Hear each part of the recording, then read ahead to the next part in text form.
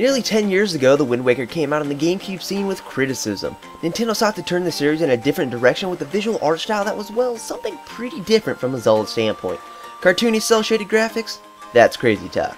Lo and behold, once fans finally got their mittens on this game, they actually started warming up to it. Albeit, people found the sailing to be slow and cumbersome, and the infamous Triforce quest to be tedious.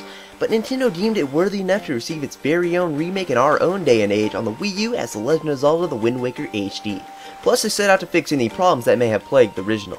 If you're unfamiliar with how The Wind Waker plays, well, it's very Zelda. It involves you, Link, spelunking through dungeons with an arsenal of items to rid the evil that is plaguing the world and once again bring peace to the land.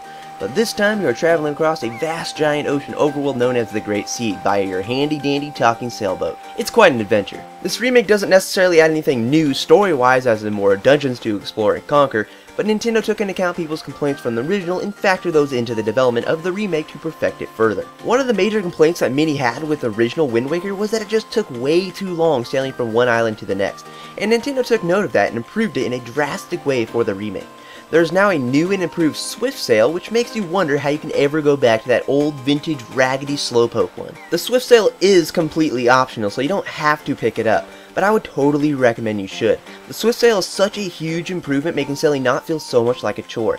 This piece of equipment will allow you to move at nearly twice the speed as the original sail, and better yet, you don't have to continuously change the direction of the wind with the Wind Waker anymore, as there will always be a huge gust of wind pushing your boat along in any direction. Don't get me wrong, the Wind Waker is still used elsewhere, but not having to plot that thing out while sailing is really nice. The only gripe I had was that the game doesn't really push you to go get this item.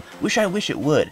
You really only find out about it from a talking fish in the ocean, so you may just accidentally pass it up. To make sailing even better though is the GamePad functionality, allowing you to in effect use it as your inventory screen, thus eliminating the need to continually interrupt your flow of things from pausing the game. On the fly, you can switch items with a simple touch and swipe to the corresponding button and take a gander at a detailed look at the overworld or dungeon map to see if you're on the right course.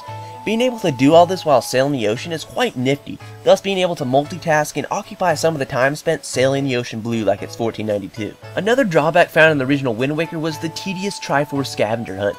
Originally, at a certain point in the game, you would have to find 8 sea charts scattered throughout the Great Sea. Then, because you couldn't read them, you had to have the money-hungry Tingle decipher them for a large sum of rupees. And then you would finally be able to find the real locations of the hidden Triforce pieces. Streamlining things, you no longer have to decipher all 8 sea charts, but instead, just 3, putting less of a burden on your little wallet, while the rest of the pieces can be just found straight away now. Considering I never actually got to the Triforce hunt when I originally played the GameCube game, I never really got to experience the annoying status Tingle. But just know that things are just a little easier now. Other notable additions to the Wind Waker HD is the new incorporated motion controls that actually work quite well and give you more precision with your aiming. But there is also the Tingle Bottle, which actually takes the place of the original Tingle Tuner. Taking advantage of Miiverse, this item allows you to in effect send messages in bottles to other players. You'll find plenty of messages floating through the ocean, and taking a gander at what people wrote gives you something to do to occupy your time while sailing. Plus, you can attach pictures to these messages with the improved Picto Box that not only allows you to snap photos of random things, but also allows for selfies with Link, which you gotta admit is pretty awesome, and it can call for some creative opportunities. Now, Nintendo didn't just fix and repair the gameplay aspect of the Wind Waker, but they also gave the game a graphical overhaul, hence the name HD. The cartoony cel-shaded graphics has to be one of my favorite Zelda art styles, and now being bumped up to widescreen 1080p, the game looks fantastic. Nintendo went the extra mile and added in an improved bloom and lighting effect and draw distance, all to make things really pop. It's a very bright and colorful game, and that's what I like about it. The game even looks great while playing via off-TV play if that's something you want to do.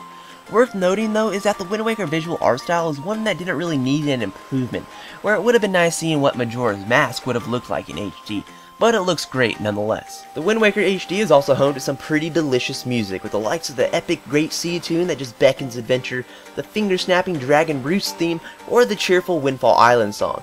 Nintendo even spiced up some of the soundtrack, but you probably won't notice the differences unless you put the new and original side by side. All in all, you won't be disappointed by the soundtrack. This game is also chock full of things to do. There are plenty of side quests to fulfill and a vast overworld to explore full of islands housing their own little secrets. Plus there's buried treasure. It's kind of the pirate thing to do.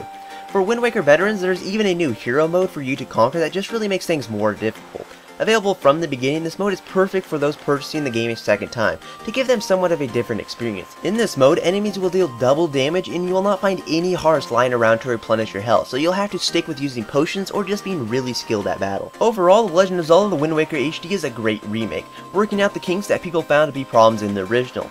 From the new Swift Sail making sailing not feel so much like a chore, a revamped Triforce quest, bright and colorful new HD graphics, and of course the convenient gamepad functionality that eliminates the need to continually open and close the pause menu. It's hard for me to recommend this game to people who have already played and had to see what the original Wind Waker had to offer though, considering there isn't any new dungeons. But for those who have never got to experience the vast open seas back in the day, then you should definitely pick it up. In all, the GamingPixelShow.com is awarding The Legend of Zelda The Wind Waker HD a 4.5 out of 5. And if you liked what you saw, please give it a thumbs up and add to your favorites and all that good stuff. You can also stay tuned for more reviews in the future along with my news videos and Mass Nintendo Crazy episodes. But I'll talk to you later in the next video, guys. Bye!